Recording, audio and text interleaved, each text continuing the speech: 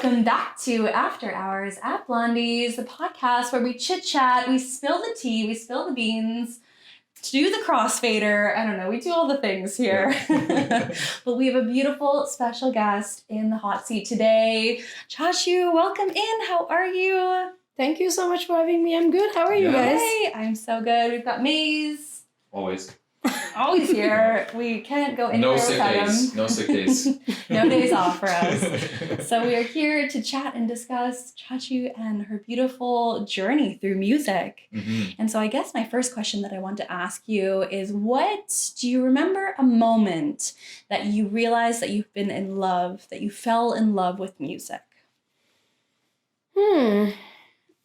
I think for me, it was from a really young age. My dad always been listening to music, all sort of music at home. And back then, the French music was really, really good. Not like today's music. I'm obviously talking about non-techno, underground, all of that. I'm talking about like music, classical and rap, Airbnb back in the days, and acoustic. And my dad was very, very broad in all what he was listening. And I think that's where I got really involved in music. And I was also, from a very young age, a singer. So in school, I would always be like either in musical. I did the choir as well back then. And then eventually I went in theater. So I kind of always been kind of on the stage and on the kind of like, on the stage. Even when I was doing musical, I was like kind of like the first role or anything. So yeah, from a very young age, I was always kind of involved in music, but I never played an instrument. My voice was my instrument. Yes. That's beautiful. Yeah. And you grew up in France, you said? Yes. Yeah, okay. Yeah, Not until Quebec. my 20, I stayed until my 20 there, Yeah, 20 years there. And then where did you kind of go after that? What was your next kind of journeys in order? So in Dublin, in Ireland. In Dublin. Yeah. I was supposed to stay 9 months to improve my English, and I stayed 9 years. Wow. Oh, wow. What was the motivation to move to Ireland then? So my ex by then I had to do like 9 months in a foreign country, like just for he was a computer engineer, and he had to go anyway. And the degree that I was passing, we needed to be trilingual. And I wasn't even bilingual. So when he decided to go, I was like, well, that's my opportunity to go to a country to improve my English. And because my English was really bad, only Ireland will take me. I tried to go to London, but no school will take my level. So I went to Ireland because Ireland welcomes everybody, no matter what level you have. And I ended up in this school in Dublin. And then after 9 months, broke up with my ex and everything. And then I just decided to stay.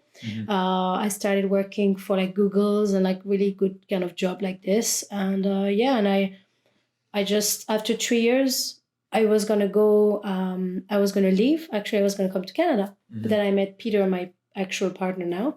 And I stay 6 more years with him in Ireland. So that's amazing. That's very cool. And then what were you in school for? What were you going to school and working for Google as a job? That was after when I decided to stay. So the school was pretty simple. It was like, I was actually not even above my degree, which I have 2 years after my leaving cert. I don't know the translation names here from French to here. Right, when it's a bachelor. But it's 2 years after, exactly. Yeah. And this was just like a level up English. So it was very basic, but everything was in English. And it was like IT, like informatic kind of, I don't even know the name of this, but it was pretty much just learning English in every subject. Right, yeah. So like general studies, but in English. Exactly, It was just more for like improving. And I did improve my English, but do you want to know how? How? So by going to Dublin, Temple Bar, which is like where all the bars are. And even though I wasn't the best at writing, I went out and I speak every day. And I went for drinks and I speak. And by the end of the year, I was the best in my class speaking. Yeah. There you go. Yeah. Like even though some students were very good when they came in, they were like the first in class, and they just stay with French people in their home when they rented, and they also like just talk on Zoom, but Skype back then. Zoom wasn't a thing. Yeah, exactly. Skype back then. Remember those days, Hotmail, Skype, all of that. Oh, you have to log in and do all your things. Oh, but yeah, like they were just like, for me, it was like I refused to be with anyone that was French. So only people that speak just English could be Spanish. Exactly. And that way I really improved my English, and that's how so I'm not promoting drinking, obviously.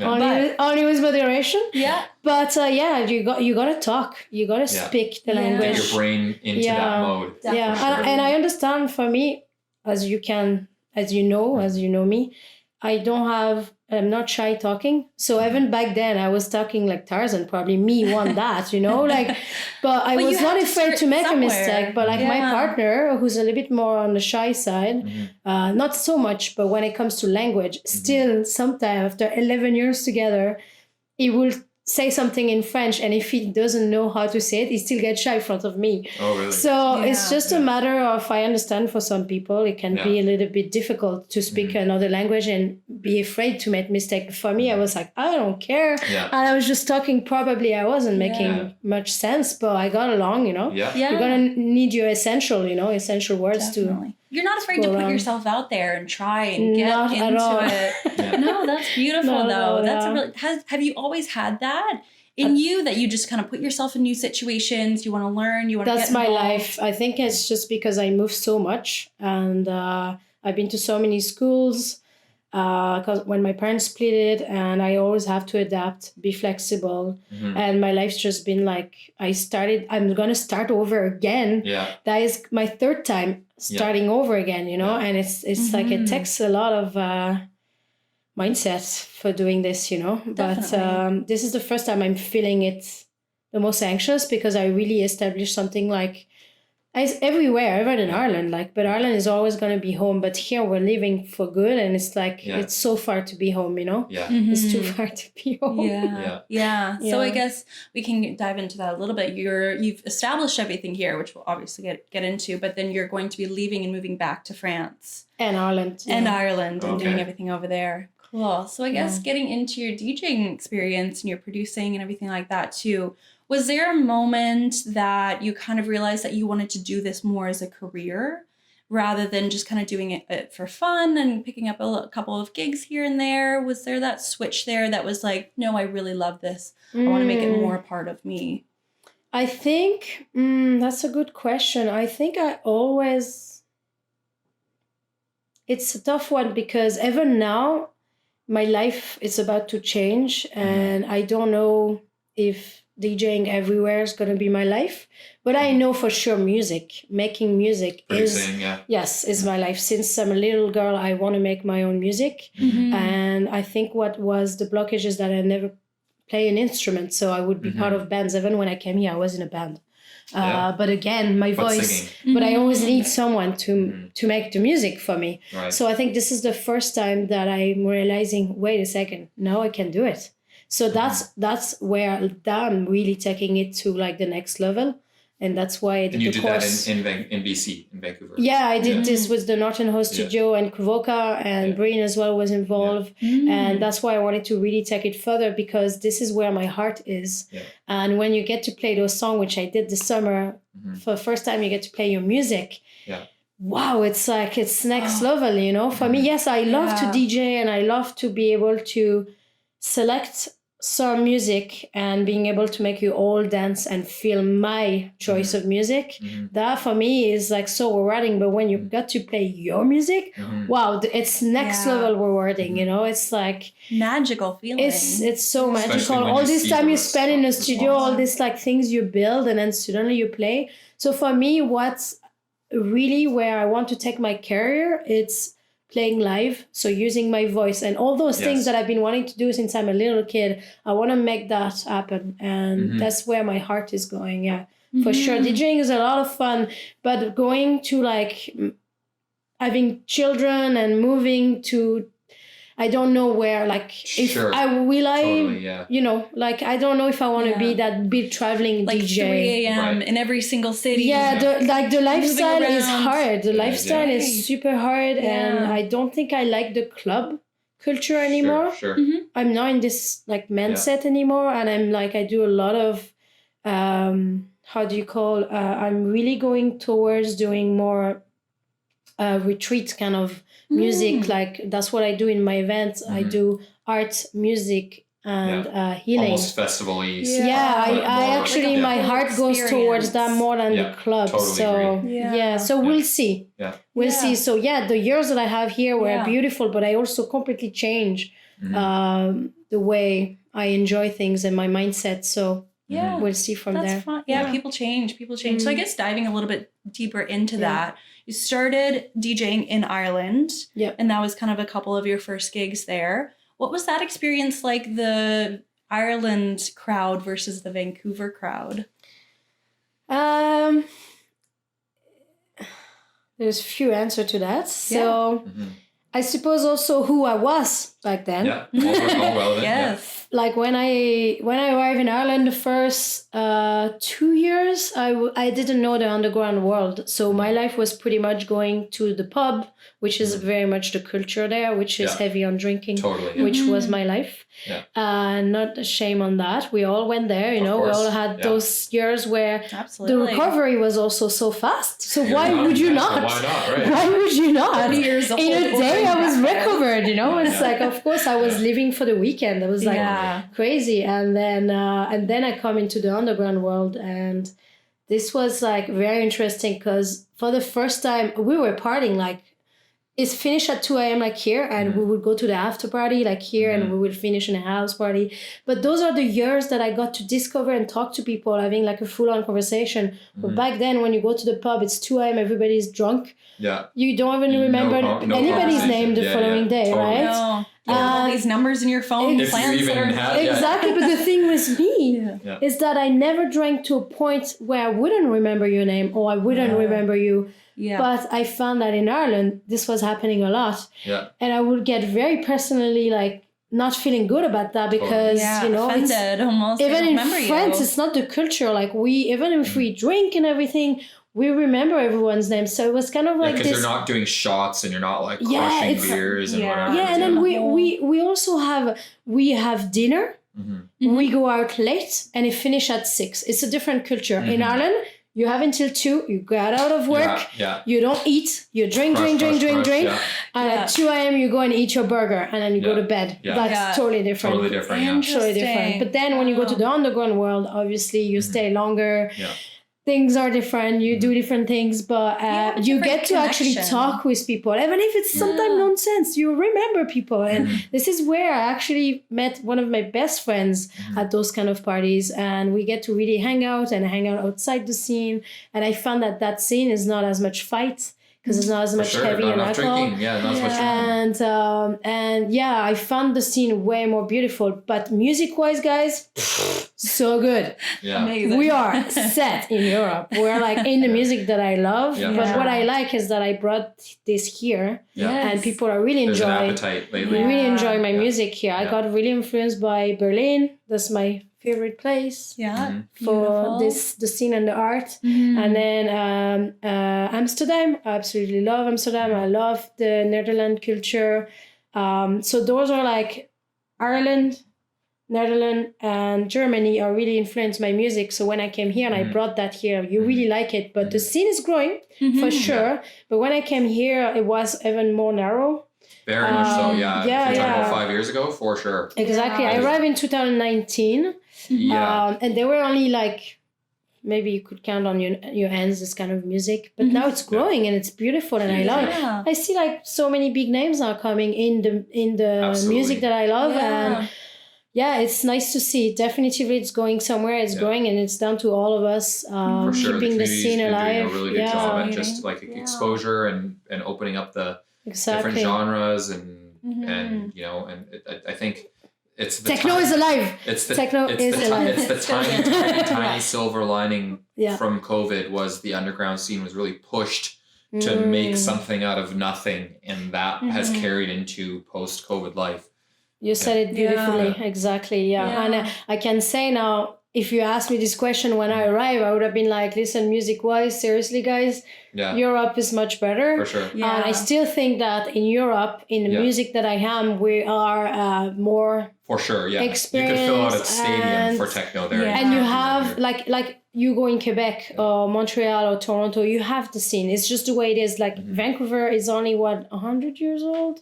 What is that? 110. Exactly. That's so young. new, you know? Yeah. So I'm not afraid. It's growing the right direction, and it's just needed, unfortunately, a pandemic for that. But unfortunately, but really, I'm glad about that. So I'm happy with the scene. I think the scene is definitely going somewhere, but I'm really excited music-wise to be not paying so expensive tickets to see amazing artists or going to a festival. Yeah. Like festival-wise, I prefer the festival back home because it's more like towards the music. Absolutely, and then stage-wise, everything is like, it's way more, you know. We have some beautiful festivals here, but they're very, especially in BC, it's very bass music oriented. Exactly. Yeah, which is fine. Like I love Bass Coast, don't take me wrong. I think that aesthetically, art-wise, incredible. I had such an amazing journey there. The people that I met, that's what you get in Europe. But music-wise, it didn't fully deliver. Totally. But which was for me great because when I go to a festival, I have a full-on tight schedule and I end up running between stages. Yes. What I like about Bass Coast, I was free. Yeah. And I could discover any Just music. whatever, I could go anywhere because I knew only the locals. You're not set to the schedule. Exactly. So that was nice. So because of that, and also I understood what was bass. Yeah. Oh my God. Like when I was at a main stage 2 years ago, I went there and suddenly at nights, the speaker, literally like my heart was like bumping. Yeah. I had to go at the back. I actually couldn't handle I couldn't handle the speaker. Yeah. It was too bassy for me. Yeah. It's called bass. I was like, that's why it's called Bass Coast. But what I like is at the back. Yeah. The music was insane. Yeah. Incredible. And I was like, wow. Yeah. Because I could see the whole thing. That is one thing Bass That Coast was does really beautiful. well is the quality of the sound, even at your main stage, all the way in the back, sounds incredible. That's for me, it's wow. The main stage sound system was definitely upgraded this last year. Very much so. It's when I was talking to Danny, what's his name? What's his DJ name? Danny Rumpus, sorry, Rumpus. Yeah, so I was talking to Rumpus. We were hanging out at the back, listening to this song. I was like, this reminds me of the Village in Shambhala because they just upgraded their sound system too. Do you know what kind of sound system we're talking about? Is it functional? It's the brand new top of the line PK sound. Okay. But brand new. Okay. Yeah. And then I talked to the sound engineer and he said, I was like, did they upgrade the speakers recently? He's like, yeah, they have the newest PK sound system. Did they upgrade the guy, the technician or something? Yeah, right? He said that they did upgrade it to the newest. They did upgrade it to the newest PK system, which is exactly what the Village was using. So I was like, this sounds like the Village because it was so, like, it's definitely very loud, very bassy, but it's punchy and clear and crisp. And that's balanced. What you want, and that's why I found here in Europe, especially when you go to Germany, sound-wise, they are pioneer. It's amazing. It's clear. It's like, and also doesn't matter who's playing. I could go any weekend. No matter who's playing, it's just beautiful. It's amazing. It can get weird, but it's like weirdly amazing. So amazingly done. And it's like really the culture of like no phone and enjoying, and it's like that's what I like, and that's what I kind of miss. And we only have few clubs here that are absolutely amazing sound wise. There are the clubs that it needs work, you know. It's rough, It's rough, and for me, that I'm really looking forward as well is the sound. And I think I'm a Function One person. I think Function One when it's done is the number one. The number one. Exactly. It's sound. It's the speaker. How you set it up, and the guy behind. If the guy is good, he can make any speaker, not any. It's better if he has good speakers. But what I was told is that PK sound is not necessarily the problem, and I would imagine that the new one is even better. It's way better. But it's also the person setting it up, and I found that because the culture is bass music, that if you were to mix the bass music with other DJ like us, it wouldn't. And I've been in this situation where the music was set for this kind of music, but wasn't set for our music, and that doesn't does not work because the sounds of bass and the sounds of melodic techno. What you need to pull out. Yeah, we don't need the extreme bass. We need things to be balanced because we're not about the bass. Yeah, the bass is there, but it's not like the only thing. Yeah. Exactly. I feel like the techno is you need everything to be in a great balance. order. All of those. Yeah. Like you can go to celebrities, which is function one, and I've been to celebrities where it's the best sounding system in the city, and I've been to celebrities where it sounds like absolutely hot garbage. Mm-hmm. It's got the whole range. Yeah, and I think it's down to like setting up. The setup, very much and so. I think that when they're programming, I would assume that when they're programming, they need to like make the music in the same, to make it easier for the sound guy, right? Probably. To make it the same kind of style or whatever. Yeah. Because otherwise it must be very, I don't know, I'm not a sound engineer, but... Yeah. But I went when I played for Casablanca actually. Oh my God, they were amazing. That gig was... That show was so good. It was unreal. Yeah. And what I like is that I'm short, so I didn't want to be like crowded in the... I kind of moved, but I was even on the side looking at them and I could see them so close. And it sounded good. Of course, I didn't have like the vibration, but I couldn't believe I could be there and still have amazing song. And the same with the Harbor Center. Absolutely. I went to see Boris Brejcha. Oh my God, what a delight. I could like, I literally went everywhere in the room. And it sounded good. And it sounded amazing. Which is funny because that place is notorious for terrible sound. It's such a large room. But Boris brought his own sound system and his own guy. Yeah, that's why he has a bus, because he carried... Same thing with Zoo. When Zoo was at Harbor, it was like the best sounding show. And who's that? Zoo. ZHU? He doesn't do techno. Yeah, I don't know this. Maybe his name... his name rings a bell, but I don't think I know his name. You know the song Faded? It's a very popular older song. Like, so he brought his own sound system. He did the whole It's all down to that. It's all it's all down to that. Your sound and the sound engineer. Yeah, it really comes together as collective. Yeah, because like it's at the end of the day for Boris Brejcha that this bus tour. That's his show. That's kind of his reputation. So I understand. Well, the guy also is million of so this guy also have somehow he has the team and he can do that, right? That Harbor show for him, we're getting a little off topic, but that Harbor show for him was a small show. Yeah, that's a small show. Very small like show. What, a few days before he was doing this like big Vegas show, something like that. Like, he fills stadiums, and then to do like 1,000-person venue. Yeah, I know. I do always wonder, like these big, amazing, crazy artists fill stadiums, and then they come to Vancouver and they're given like a teeny tiny little club. I know, but sometimes they like that. They actually like that, and because especially if it's on the way. You know, when they go to Berlin, there's so many clubs like that. They're really small. In Europe, you don't just have big clubs. You have so many. I went to Berlin earlier this small year. clubs as well. Even in Dublin, you have like, I haven't been there for a long time now, so a lot of things have changed. But there are clubs that are like tiny, but like the artists actually like that as well. It gets intimate, you know. And I like that it's not always a big stage. Like I actually don't like big stages. I was a DJ. I really like to be like on the same floor of people. Or just a little bit elevated because I'm short and at least you can see me. But I always have my little step anyway. Everybody know, you know. But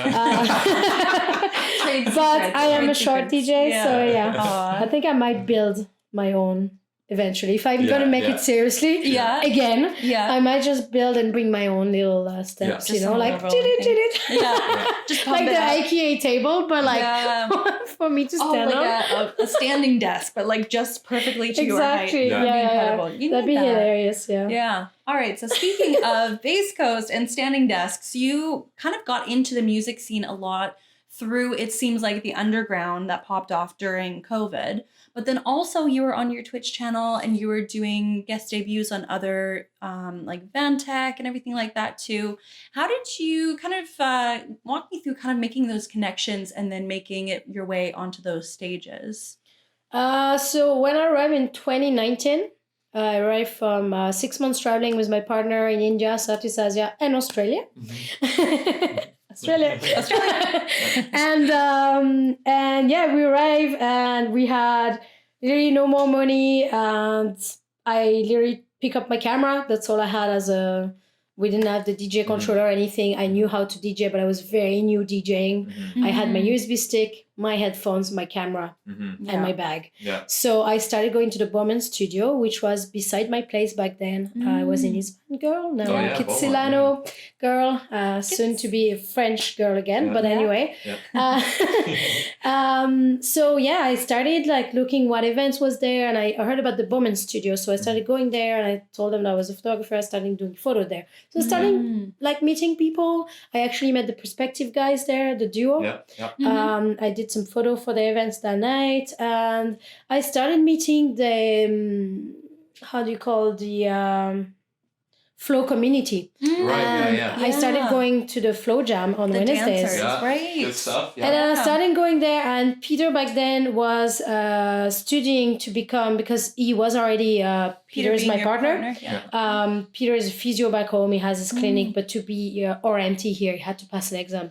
So back then, Peter would just study. So I would just like, I'm going to go out by myself because I need to meet people, and I'm going to have to find a job anyway. New environment. So I started going to those events, and I started meeting all those ladies that doing all those flow and this community. And my birthday is coming, which I always do something for my birthday, and my birthday is coming, but I have no money. So obviously I didn't go to Best because I knew all those festivals. I wanted to go. Me and Peter used to go to all the festival, all the events back home. But suddenly we're like poor. We're starting working in the movie industry. Exactly. So we're like, fuck it. I'm going to make my own party. Let's do it. I invited all the people from the Flow community, the people from the Bowman studio. And I made a party at the Tower Beach beside Wreck Beach. The story of going down those stairs, we almost didn't happen. We almost got like the police that was passing with the bicycle almost saw us going down. Oh my gosh. But it didn't happen. At the last like literally few minutes, didn't happen. They literally didn't see us. And then we went all the way down. Like the guys were carrying the stairs. You know, the stairs were carrying the generator and everything. And it was so much work back and forth, bringing all of that down. No, these stairs at Wreck Beach are legendary. Yeah, it's so many stairs. The Tower Beach one is not quite the same as the trail, the main trail 6, I think 6 or 7 stairs. But it's at least 300 stairs for sure. Yeah, crazy. So we did all of that, and we set it all up. So that's how I do events. I don't just like put a table. I literally this is how I make my first art, which I have a triangle, a little bit. So I made my first triangle, something very cheap. We went basically to get 3 pieces of wood. We went to the store and we're like, can you cut it in a triangle shape? And we put it together. We put a LED strip. We painted in black on our little balcony in his van. And then we put an LED strips, and that was our stage. Put it on top of the table. I had a projector. I had UV lights, and I had my dancer from the Flow Jam. I had a fire guy, and we stayed there all night because the water was coming in. Nobody could go anywhere, so everybody stayed all the way to the end. And we saw like it's not the sunrise on that set, but we saw like the light coming up. Everybody helped clean up. We didn't have to do 2 turns. It was like beautiful. Wonderful. But that event, guys, was the start of everything for me. It was 2019. I knew almost nobody. And people were like, wow, who are you? Nobody does event like this, especially in Rec, like down the stairs like that. That was like so impressive. It's very tough, because the logistics and the police are always around. Like exactly. If you get lucky enough to pull that off successfully, it's a big deal. Yeah, exactly. So people were really impressed. And a few weeks before that, I met this lovely people at May Long Weekend. I ended up going in a camping trip, May Long Weekend by the lake. And I meet these people, they're part of a community. They all live in a community house, and they're all like bunch of artists, and then they apparently do events. And those people who now are my best friends, Jacob and Josie, they were like, hey, we're doing an event. We want you to be part of it. Let's do it together. I think this is going to be great. And yes, every year we've been doing events together. This is my birthday time, and we do this big, and the event get bigger every year, and it's like beautiful. And and that's how I started being known by just doing those events. And then COVID happened, as you know. And then I was like, okay, well, I already played a few gigs before the pandemic happened.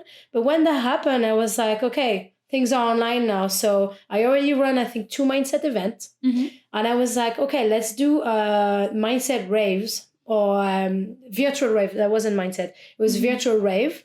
So what we did is for 8 weeks solid at the beginning of the pandemic, I bought all the gear, as you know, all the gear for live streaming. And me and my friend Connor, Nicolo, that's his DJ name, we were like, okay, let's do something fun. So we had people on Zoom. And we have like people doing painting, people dancing. And we actually had a lineup and everything. We had like announcements every week who was going to be involved. So organized. And then we had the Twitch, and we were telling people how to like listen to that and watch this. And we did that for 8 weeks solid.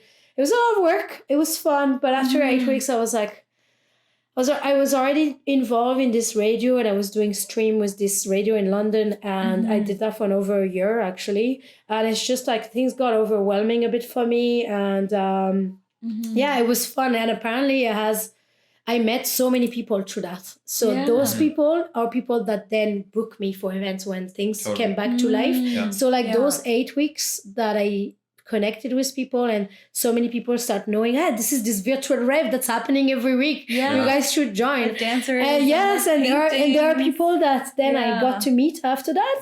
But that was beautiful because that's how I kept being known. Like I was still kind of not known so much, but then people were like, who's that chick? Like, who's that Chachøu? Nobody can say my name. Chachøu! It was just, Chachøu! It's just so funny. That's the first question I get asked every time I go somewhere. What? How do you say your name? But yeah, that was beautiful because I kept pushing, I kept putting sets on SoundCloud, and I kept showing up, and I think that's where it gets me where I am, because I just really never stop. Breaks things is showing up every single week, whether like not you do, you wanted to or not. You don't feel like it. Maybe you're tired, like you say, but still showing up, putting in the work, doing it. But in the Twitch world, for me, was never even. I tried to do it again a year ago, this year, and it's just I love the dance floor. I play for the people, and I'm not saying you guys are not. You're playing for your audience online, but I was never like big into talking in the mic.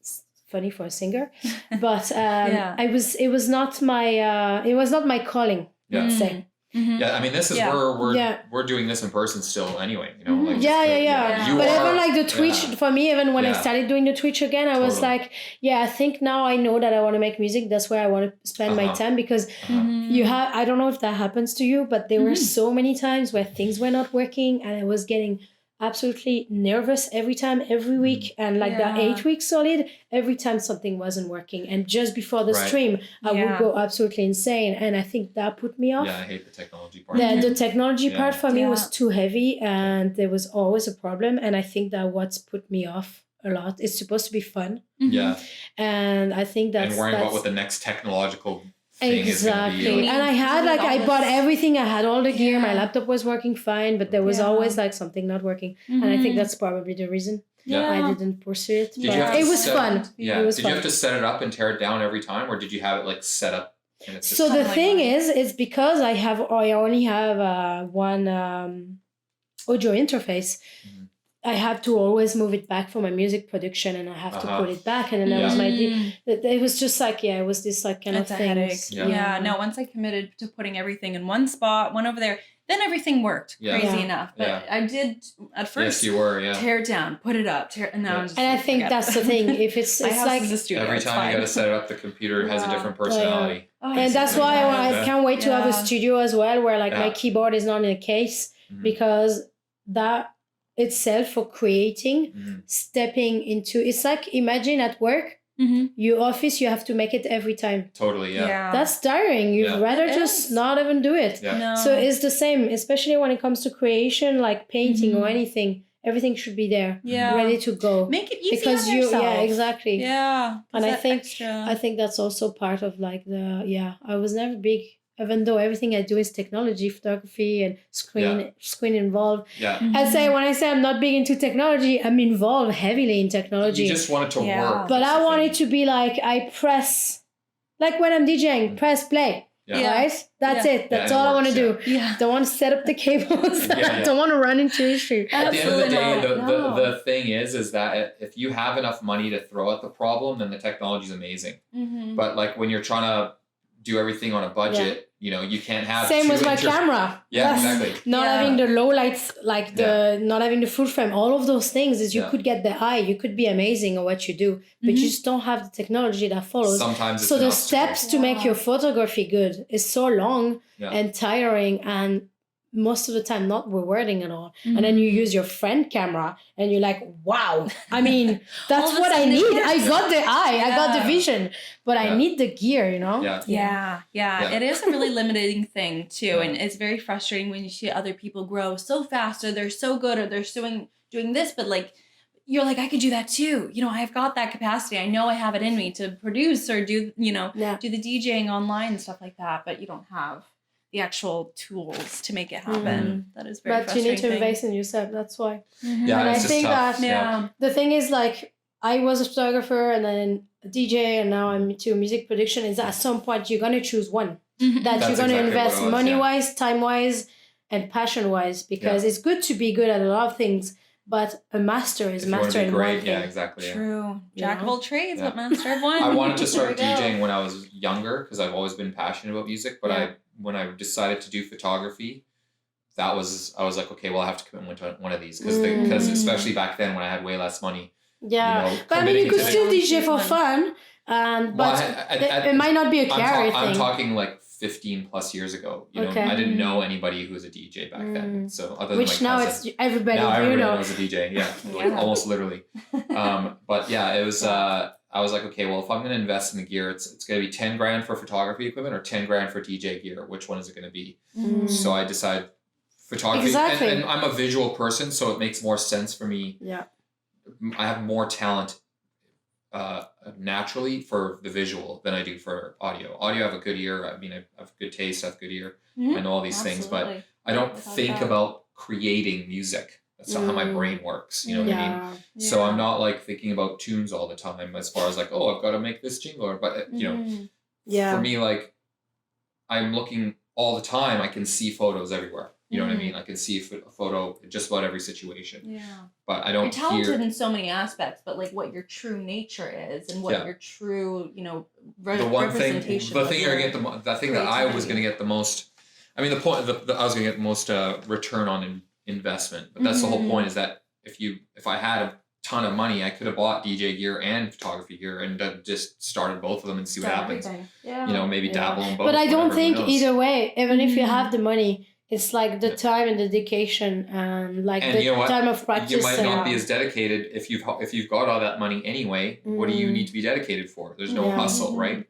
You can pay somebody for a gig, you know, or pay somebody to get a gig. Because if you get a master in any craft, you will eventually pay all this investment. That's right. For anything you do. Because at first it's an investment, but it's an investment for a career. And then eventually when you're good, like it is, that's where you're making that money back and more. You know? Yeah. But I think that for music production is a bit different, especially with Spotify, the way they're paying and everything. So for sure. I feel even though now photography is kind of, because of AI and all of that. Yeah, the commercial photography industry is I feel even photography now is at risk, in a sense that unless you do like this amazing Photoshop, but now AI is taking over that as well. Unless you're like really out of the box and you're doing something very like, or you work for a big company, it's kind of hard to make money now these days, right? Yeah. So I mean, we're getting a little off topic, but the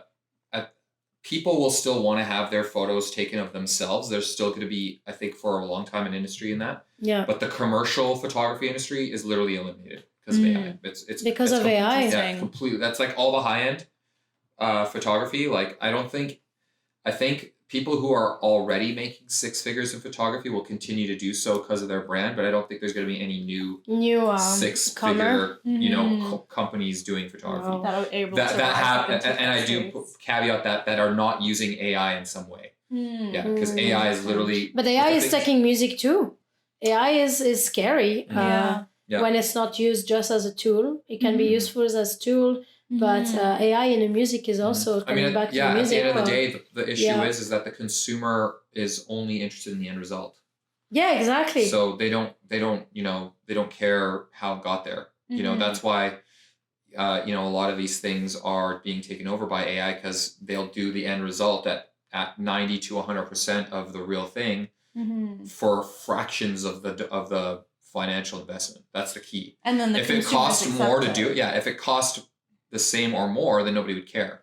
But if you could create an entire advertising campaign that would normally cost you $300,000-$400,000 for $3,000, obviously you're going to do it for $3,000. Obviously, why would you? Who cares? Why would you? Yeah. Why would you spend 150 Unless to 300 you're really grand for the same job? dedicated towards doing it exactly the old-fashioned way now, which is that would be literally a shtick. Yeah. And it would be a shtick. No, I've never heard this. Yeah, it would be like for the reason that it is. And again, that's what I'm saying. Like people who are already established, like people already have a brand, can be like, yeah, I did this, I created it naturally, and people will be like, ooh, yeah, because your name is blah blah blah, you're so cool, Yeah, like, they have the justification. Yeah, exactly. So they'll continue to have that cachet. Yeah. And I mean, this will apply to many industries where this is be effective. So I guess for music too. So now that AI is taking over, you want to get into music. I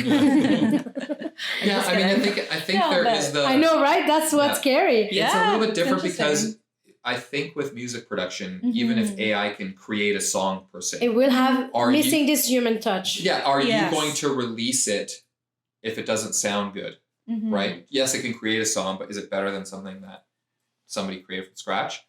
Right now, that has not been proven to be the case. No. However, if you are a producer and you use AI tools to get you most of the way there, and then you add your flavor, then you're just using the tools to get the job done.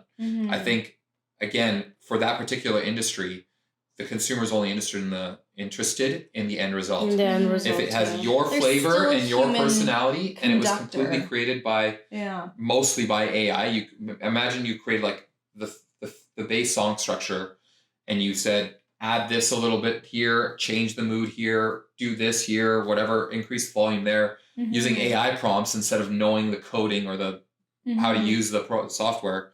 If that song sounds good at the end of the day, and you use prompts instead of skills to get there, nobody's going to care at the end of the day. You'll still be able to put that song out, play a show, a concert, whatever. I'm sure it's already being done. And it's being done, and it's being done with so many ghost producing as well. Totally. But for me, I want to make my own music, like the people that what I understand from reading a lot about this, and there are big names, which I'm not going to name, that have been said that they're doing ghost production because you couldn't see them doing so much touring and then having so many songs coming out. Totally. Yeah. But who knows? Because at the end of the day, there are some artists, when you get to a certain level, you can actually make a song in a day. And I've seen some people here in the scene that are able to make a song in a day. And it sounds good. Exactly. Yeah. So at the end of the day, we're never going to know. But for me, playing a song that wasn't being ownership, and being like, oh, that's my song, and play it, I'm too honest for that. Oh, of course. Plus you're doing it for the love, and it's not like, how can I squeeze every dollar out of it?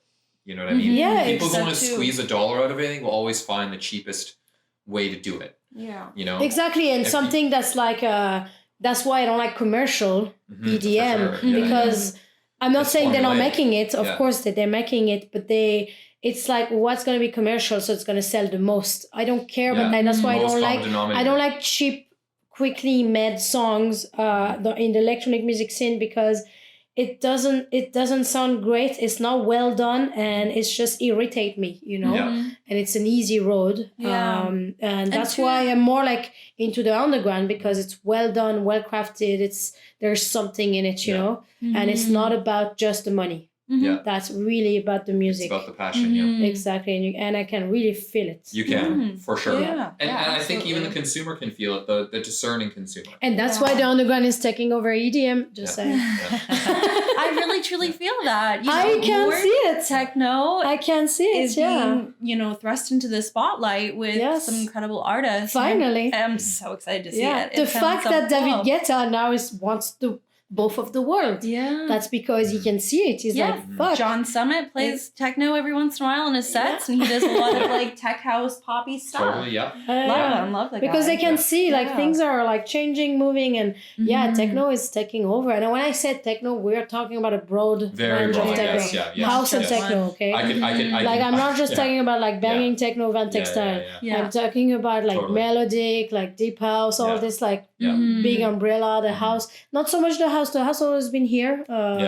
But more like this techno things now, it's like so broad. Yeah. You know? Techno, saying techno today encompasses everything from like deep tech progressive all the way to driving peak time to basement style. Yeah, it's a very industrial. So it's like you said, it's a when someone is like, what are you playing? Techno, I'm like, well, let's develop this topic. How much time do you have? It's like, what do you play? Techno? Yeah, but what kind of techno are we talking about? Like, and to the listener, they'll understand the difference who are passionate about it's funny. that. All the subgenre, but also the subgenre that exists in drum and bass now, and other that you have liquid drum and bass. I don't really know, but like my friend was telling me, there's not just one style of drum and bass. Oh, there's tons, There's so many subgenre of everything now, and it's beautiful, you know. Yeah, I'm excited to see it fracture out more, you know, and then more people can identify with that too, because if you have one solid, like tiny little sliver of techno that's only being produced and put out there,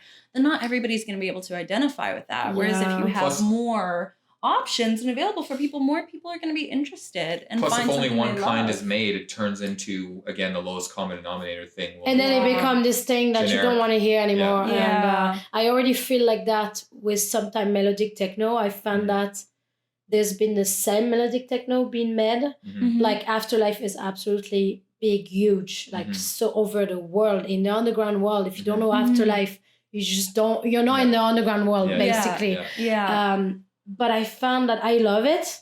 I'm not saying there's so many songs and artists in Afterlife that I love, but I'm finding that it's becoming the same music is being produced, and you know, I'm starting, and I think that as an artist, your music constantly evolve. You can see Solomon, what Solomon used to be. I started with Solomon, like I absolutely love him. What Solomon used to make and play to what Solomon now is making and playing, absolutely different. It's not my jam anymore. Way too cheesy for me now. But it's funny because he also changed. Like he's been in the game for like forever. He's a daddy now. He's our daddy, you know, of the underground. But it's just very interesting because I feel that I'm 6 years in the game, and I already feel that I discover indie dance, and indie dance is like this the dark side of indie dance, or the daytime of indie dance. It's like it's interesting. It has this 90 pop synth and this vocal, and it can get dirty bass line, and it can get like daytime poppy because I don't play disco, but it can get a little bit like that, but with like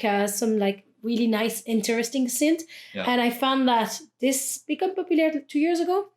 And it's like, it's just interesting because I found way more fun in this. So now I incorporate those. When I play Gorgomish for 3 hours, I always try to put those tracks to bridge between style. And that's why I always play one style, and as you go and you get opportunity to play different gigs at different time, which is what happened here, then my library really expanded, and I love it because now I got to play so many style.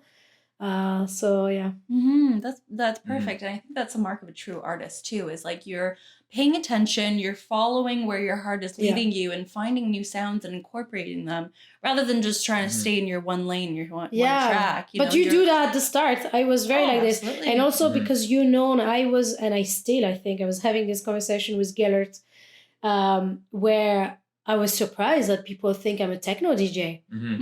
But Gellert was telling me that they thought he was tech house. Was he a tech house DJ back then? I can't remember, but like apparently even this day. Gellert?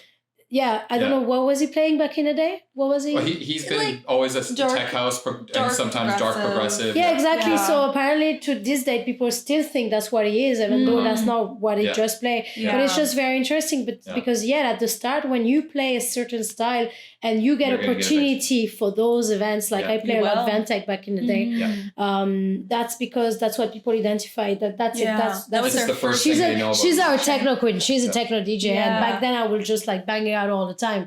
But then my heart is really at melodic techno and melodic house. That's like literally where I really love the most. Totally. But I love to play all the style. I love to play indie dance now. I love to play ceremonial kind of down tempo stuff. So yeah, it's just very interesting how when you start in the scene, people just think you play one style. Yes. The first thing they hear is that that's your sound forever. That's your identity. Yeah, it's like well, the first impression, right? Yeah, absolutely. Or definitely. if someone always go to Vantek, then you're gonna play techno at Vantek. Yes, that's it. You're not gonna play something else. Location to play exactly. techno So if they only go to Vantek, they're gonna think you're a techno DJ. Yeah. And people are like, they see me at another setup, like, wow, I didn't know you were playing that. I would have come out more. I would have done this, or followed. Well, you're not on social media then, because no, that is the thing. I've said this before, but I think the way to change genres is to put out music first and then go to the gig after. It's kind of put out the album that your sound you want to identify as your sound as, and then people will kind of absorb slowly that new sound. Kind of like what Chris did, because Chris went from a Chris Gorgomish, progressive melodic DJ, and then puts out a drum and bass album. Yeah, because he was producing melodic I love this guy. Too. Yeah, he's so musically. He's a like, genius, so for gifted. sure. He's a savant, he's for sure. amazing. Yeah. I remember because we met that my first ever song in 2021. I met it with my friend Anna, Wild Red, that's her DJ name, and Anna Sophie actually. And so we made that track and we asked Chris to make a little part, and he did. But back then he didn't make that album. So he was still he was actually called Okay Baby. When I met him actually in 2020, I think I met him. Interesting. And then we made that track, and then suddenly he made this album. And it was like nothing compared, but that's where his heart was, that's what he wanted to do, and he made this beautiful album. And then we talked about making a track together, and I was very much into indie dance, so we took Orchestrated Chaos. Was the track reference was an indie dance track, and he never made a track like this. Like I never made a track like that, and I was like kind of my second time making a song. And back then I didn't have my course with the Norton Host Studio, so I really learned a lot from him. It's like, imagine like everything we made together, but you have this person that anything you want to make, he knows how to do it. He can just. That's amazing. That's like make it all happen. That was like crazy. We spent so much time. I was like, no, actually, like, and then it was like making this song, and then there was this question. Okay, are you creating a new alias? Because he wasn't sure. Is he just putting his album?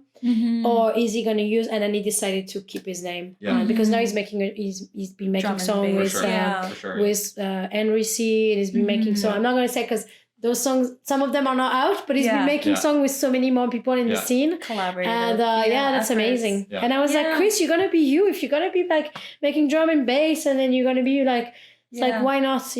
I know that's for some artists, and it's still true in the scene that they're making one style and that's the style. And, but I feel now these days, you could be making anything, The thing about some people is, I think that is their brand and that is who they are, and staying true to them and their one sound is really going to work. But for some people who, like Chris Corkle, who is so stinking talented that he can do all these genres. And some people will like him for that as well. But it's a tough decision because there are people that actually create other aliases. Totally, absolutely. And then that's the way they want to do it. I still don't know how I want to do it because right now I'm still in that style where it's like I have 2 unreleased track that I'm pitching up to labels, and it's still in the range of melodic house, melodic techno. So I don't know what I would do down the road. But I will see. But that was a tough one for him. He was like, do I keep it? And then he ended up keeping his name. I was like, your name is awesome, keep it. It's a good name. It's alliteration. Why not? Name, Alliteration. It's easy to say. It's very brandy. You can't just go by Chris. But Chris Corkle just... And especially if he's going to be making tech house with Henry C. and then he's going to be another like stylist, like he's not going to be creating an alias for all of them, No, that's a lot of aliases. And then you can't kind of keep up. Having a lot of Instagram accounts, it's a lot of work, okay? And I'm talking by experience. I just found out you have 2 that I didn't even know existed. I've got do you know how many you have? No. Okay, so... Do you want to know Today, I'm up to 3. I think I've got 3. Yeah. Do you think I have 3? No, we have 3. Oh, you have 3. No, I mean, How many you think? How many you think I have? Probably at least 5 because you've got ethos, you've got a mindset, you've got yours, you've got your photography. Just found that one today. Is there a secret one? There's my blog as well, Miss Chachøu. Yeah, I just found that one today. And there is... I don't even want to keep up with There's a travel one called Life Not, which is when my partner and I travel. We have our blog as a couple. Can you imagine? That's so like you gotta log in and Chris get Corporal notifications. Can't even return a text sometimes. Let's. I know, and I'm gonna like briefly explain in a very big, small nutshell. Please. It started as Miss Chachøu. Yeah. And Miss Chachøu was everything. She was a photographer. Yeah. She organized events. Barbie. She became a DJ. She was like everything. But the algorithm was getting so fucking confused that I stopped growing. Like I'm at 6,000 now, right? But I really like growing was getting so hard. So obviously when I created mindset become mindset. That was fine. Yeah. And then as I become a DJ here, like more and more, my feed suddenly become DJ, and I had to make a choice. Do I keep this Instagram account? But then back then, it was during COVID, and I think the algorithm was changing. It was like, if your account is older than 2021 or 2020, you rather start a new account. That's what I did. I started DJ, and thanks God, because I'm growing way faster with just a DJ account. Yeah. And then recently, which was like a few months ago, I was like, okay, I'm going to keep Miss Chachøu as a blog so I can post whatever I want. Yeah. And then I'm just going to have, not that I want to make it grow, I'm going to have my photos somewhere as a portfolio. So people, when they, are you doing photo? Yes, that's my photography page. Yeah. Right. And I use Adobe Photoshop. You can actually, when you pay, you can actually have a portfolio. That's a website. About, And then it used to be called Behance. It's called something else exactly. Now. So now I put my stuff there and blah, blah, blah. And then when me and Peter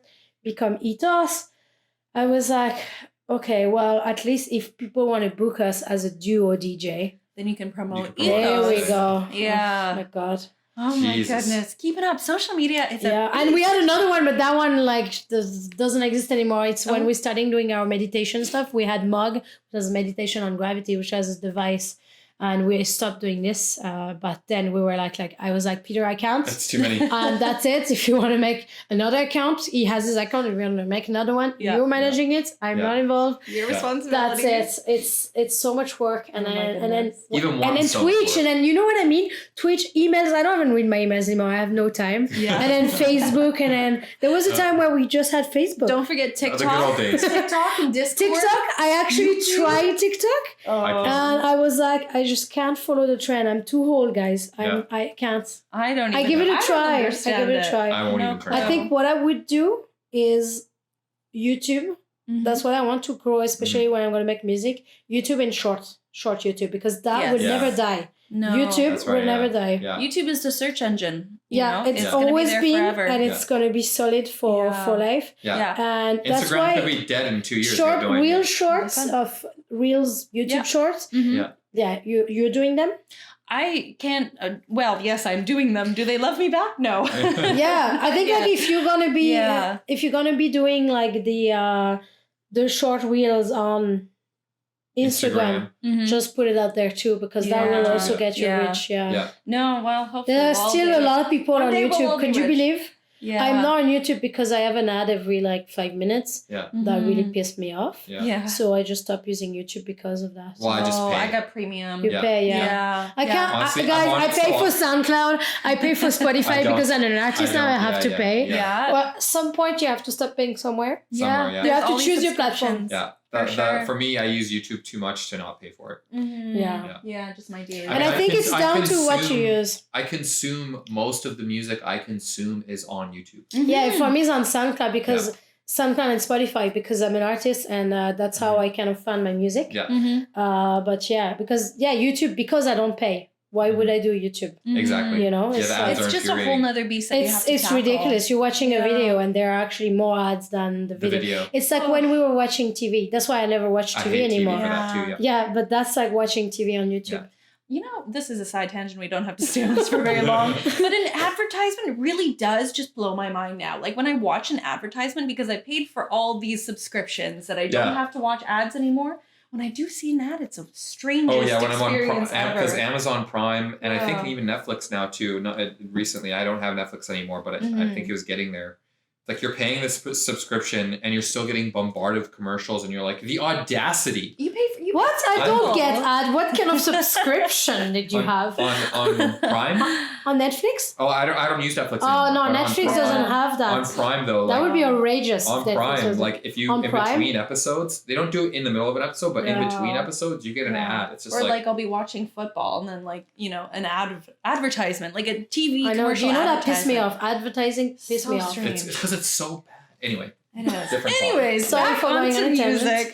So if there are any people in advertising watching, I'm so you sorry. suck. Oh my God. Big disclaimer: do not take. We're not dentists or doctors. Don't take any of our advice. Why dentists? You never know. Just a full disclaimer. She's a lawyer, though. A lawyer, exactly. Does that count? Yeah. Exactly. Yeah. I actually learned last weekend what at the event. Yeah, because I don't know this word. Yeah. Paralegal, Yeah, and I was like, well, what about your name? And she's like, oh yeah, that's what I do. It's like, interesting. Yes, yeah. It's so Legally Blonde is a movie. Yes. You know the movie Legally Blonde? Yeah. So it's just a play on that. Yes, I love it. Yeah, that was funny. So actually learning production, what you did was you went to Northern House Studios and you got a course there. With Kavoka.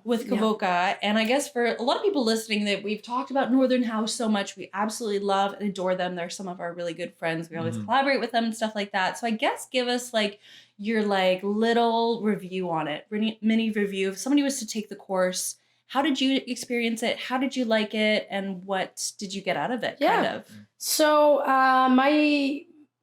so I was kind of the first one doing the new program, which is Draw Your Music. And when it says Draw Your Music, it's because they're really giving you, it's not just about learning like the tools and everything. It's also the mindset. It's like getting into the music and not making things so complicated and more like actually drawing like things from what you are doing into the music production.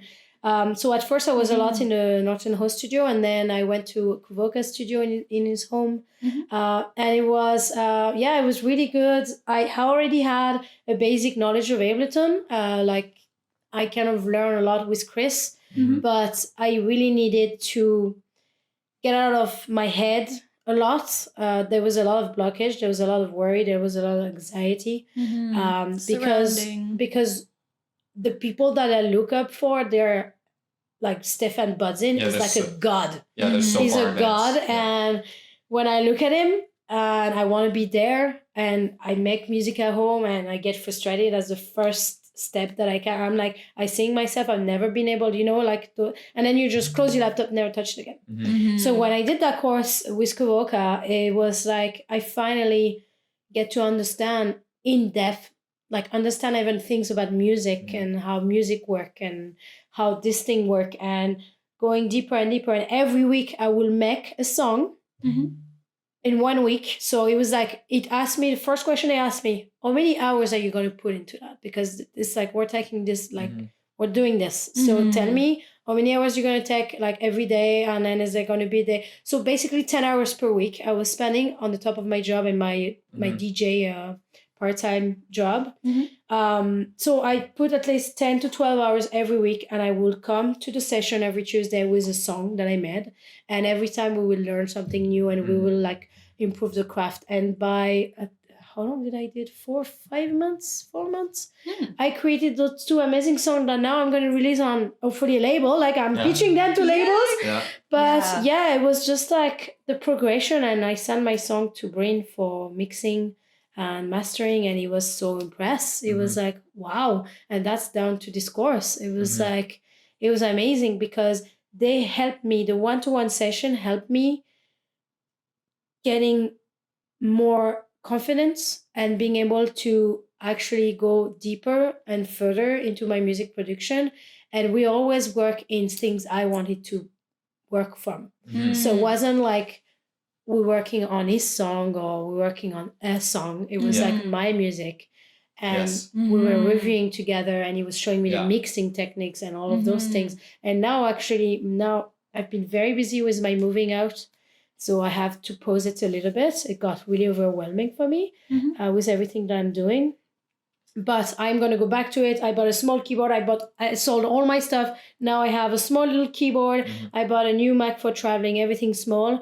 And I'm literally going to like spend every day on it like I used to do this year. I woke up at 5 every day to make that music during my course with Kuvoka. And I want to go back. We still have I have some session where I can send him my work and he can review it for me. So this is also part of the course. Yeah. Wow. And they also teach you in the last module, they also teach you how to reach out to label. So it's a very full-on program where they really make you become a producer. Yeah. Right? And obviously it's down to you to keep putting the work and to keep at it.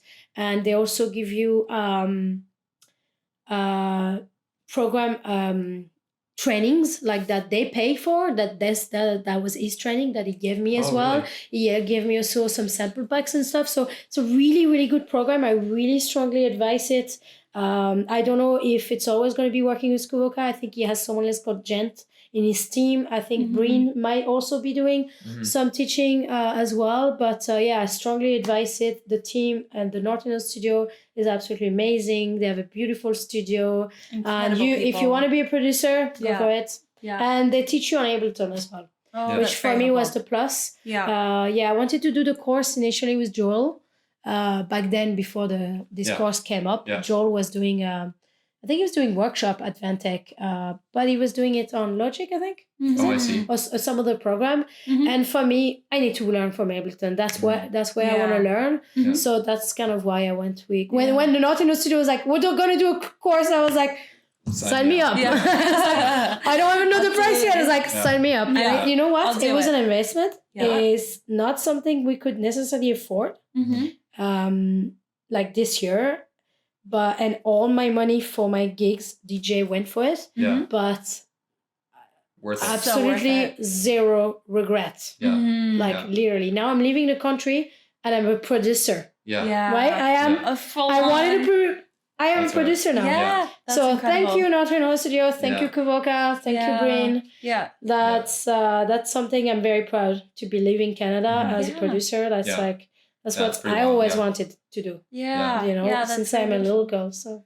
And that's your dream, is to become a producer and make music and bring together people that you love with the things that you love, and you're able to. And it's amazing that we have people in the community, like they're doing the DJ lesson. I think Dom is giving them, Henry is giving them. Technicians, like some real. And those guys are so good. They're so talented. So you're learning from the best of the best with the best tool in the best studio. I'm like, wow. They're doing we need people like that. I fell in love when I'm actually doing a stream tomorrow there with Peter.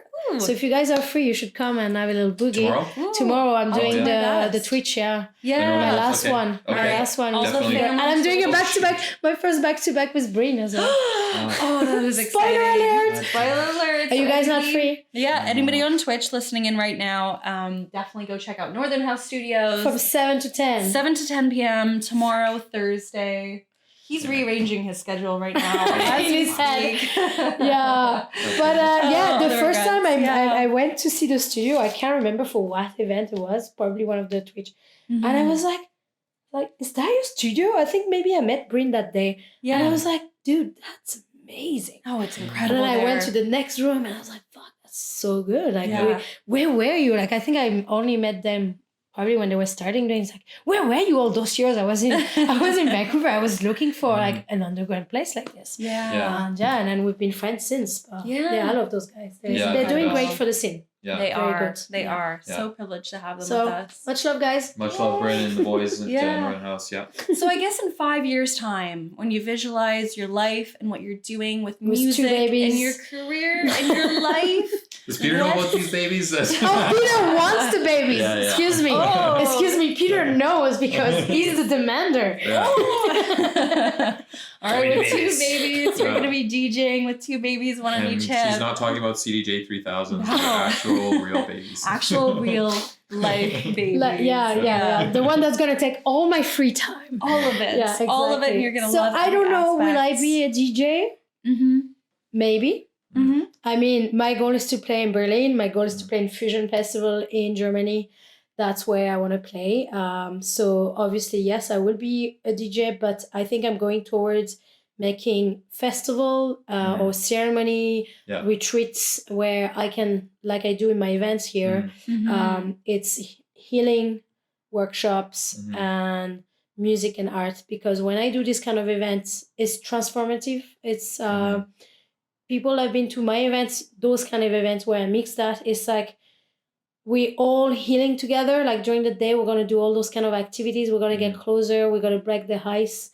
And like for me, just going to like a club where you're just going to go party, yes, it's nice, but you not get to know the people in the crowd. You not get to connect. And my events that I do here with my friend Erica that runs Pashkan, it's like she's bringing her healing area thing, and I'm bringing my music, and I'm bringing all my artists, and that together is more meaning for me and magic and uplifting than just playing to a festival. And so yes, I don't know if the opportunity comes in the future as I'm going to make music and I'm going to be known on Spotify, because that's the goal. Then we will see. We will see which direction. So in 5 years time, what I would like to do is having my live setup kind of ready, but again, it's down to how much my baby's going to need me, right? How much time I'm going to have. But what I would like to do as I'm crafting my music and I'm putting music out there for labels is that I start working on my live setup. So it can start very small, and I've been studying it. I was talking to Breen about that because he's also preparing for live set, but you go like small step, you know, like because when I see what Monolink does, I'm like, wow, it's like it's very impressive. It's like how I don't even play keyboard, you know, that well.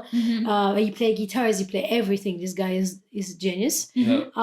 But it's very interesting because you can actually just start with a small little board, and then it's like you do it at home when you're making music, and you're just bringing a part of that. To play live. To play live, right? I know like playing live is a totally different ball game, and that's kind of why I wanted to play Ableton. Because when you play live, you play on Ableton Live. Right? So I wanted to learn from this platform as well, so at least I don't have to relearn. Imagine relearning an entire platform.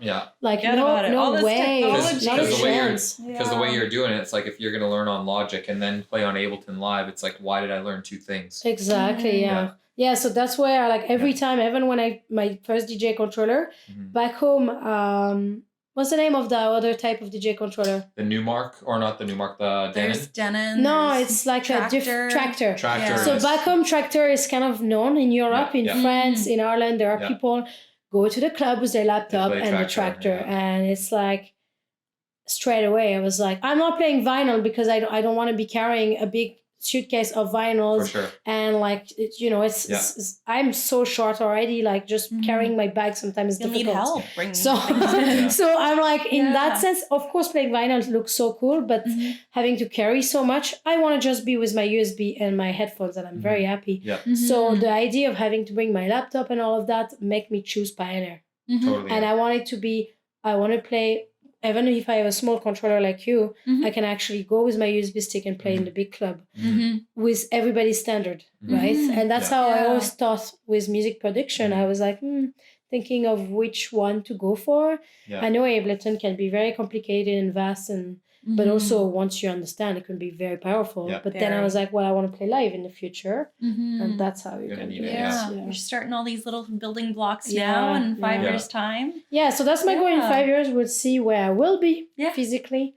And we will see how my music would have evaluated as well. So. Oh, I can't wait to see it. We will stay tuned. Our eyeballs will be on all 6 of your Instagram pages, your Spotify, your SoundCloud, everything. Hopefully, that's what you need to do. Is you gotta train the kids early to be social media managers as soon as possible. Exactly. As soon as then possible. I don't need them to be DJs. I need them to be social manager, TikTok maker. You know, they have a plan. You have a plan. They have a goal. If they can get doing that by 3 years old, you're set. Exactly. Easy. They say that your manager is the one that's closest to you.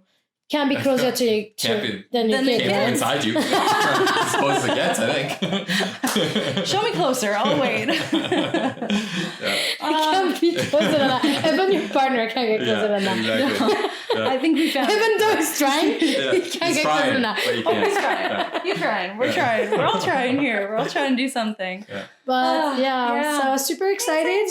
Excited to share my music and see where it goes, basically. We're excited to see you, see you grow and flourish. We'll stay tuned to everything. I'm so excited. And thank you for coming here. Yeah, thank you. And chatting with us and chatting with our online audiences. Make sure you go follow her, all 6 of them. No, you don't have to. Just follow Chachøu DJ. Let's go. On every platform. SoundCloud, Spotify, YouTube. Well, YouTube, they still don't find me Chachøu DJ. I have more than 100, whatever you need to have. But anyway, that's another topic. And Instagram. Instagram. Yeah. Follow all of her projects. She's got music coming TikTok out. yet. No Thank TikTok. God. Maybe never. We will see. Yeah. Well, I am on TikTok, but I don't really do anything there. Not yet. My kids will be making me famous. We're counting down the minutes, down the days. Thank you for joining us. Please follow our account too. We interview beautiful, incredible, amazing artists and industry leaders. Subscribe, hit that like button, because it really does matter. Thank you for being here. Thank you for being here. And we'll see you again next week. Bye. Bye.